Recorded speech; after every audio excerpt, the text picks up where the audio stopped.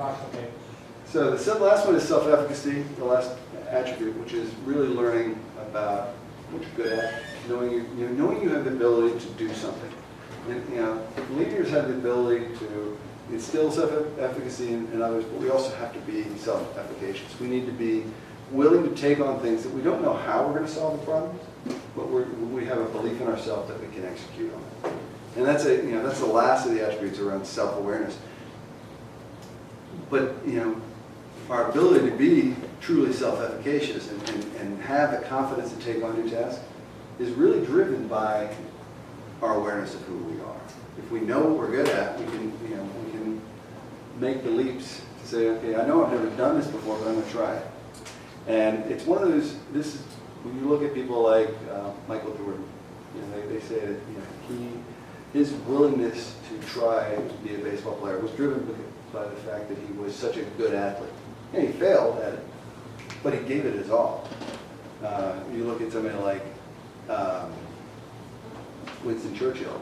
He put himself out there time and again, took jobs he wasn't necessarily prepared for, because he knew he could he knew he could rise to the occasion. And as leaders, How do you develop that confidence? well, a lot of it is good leadership early in your career. Working for people. I had the benefit of working for people who, when I stubbed my toe, when I fell down, when I made mistakes, they didn't just, I was held accountable for the failure, but I was also given the opportunity to learn. And that's a gift. Not everybody's going to get that. But if you don't have that opportunity, then making sure everything you do, every problem you encounter, every failure you confront, you're taking a moment to say, okay, what did I learn from this? Was this a function of my lack of preparation, or what could I have done differently? Same thing for the successes. Why was I successful here? And the thing that I find fascinating is when I do that myself, when I look back and say, well, why was I successful in this specific situation? I often find it was because I had the confidence just to step forward and try and ask for help. So, being comfortable. You going to say something, Max? You're ready to go, aren't you? But being willing to be honest and really circumspect about why an outcome occurred a certain way. Any last questions? I realize we're pushing right up to the end. Yes. Do you feel that any one of those, the four things under the know who you are any more important than the other, or are they all the same? Well, I think they're all important, but I think it has to start, they're foundational. So you have to start with character. And if you don't do that first, if you don't figure out what really, doing that inventory. And I'm not telling you guys, don't get me wrong. This is not about perfect clarity about who you are. It is about just being open with yourself and taking time to figure it out. Because you're 21 years old, 22 years old. You're going to figure these things out over time,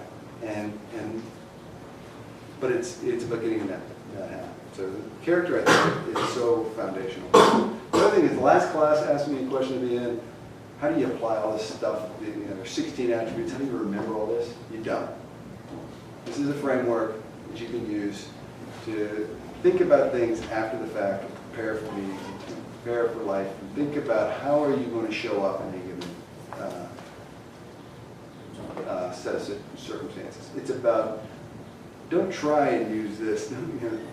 This kind of complexity just will throw a monkey wrench in everybody's life if you try and integrate it in the moment of making decisions. This is about how you think about yourself as a leader and how you plan for your development.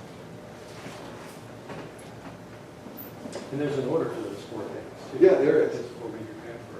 So when all this comes down to it, and you're talking about leadership and you're teaching leadership, you believe leadership can be taught then. It's not just born leadership. But yet, when you're going to make a decision, everyone's going to make a decision based on their gut. When they finally get down to it, as much people make decisions based on what they feel. But isn't that just what you're born with? I mean, you tell me I should make this decision. Yeah, I think this is a guide, and I think gut level decisions really are things it's a fascinating subject, and I love talking to psychologists about it. But intuition isn't as mysterious as people think it is. A lot of the things that when you're making a gut level call, your subconscious is processing a lot of things you've internalized over the years. You're making decisions in that moment. It's very rarely are you just making something that is not fact. There aren't facts that are going into that or things that are influencing a decision. So I think it is a combination of learning this type of thing, applying a methodology for contemplating leadership. This isn't the only approach. This is just one of many. And I think what I like about it is foundational. It starts, it starts with you. And that can sound very self-absorbed, but it is more about, before anybody else can follow you, you got to be willing to follow yourself. And you got to go off and take some risks. And you can only do that if you know who you know what really matters. One of the students in the last class said, you really can't love others until you at least like yourself. Right. Or love yourself. And you really can't leave without understanding some of these foundational issues. Yeah. Well, thank you, Doug. Thank you.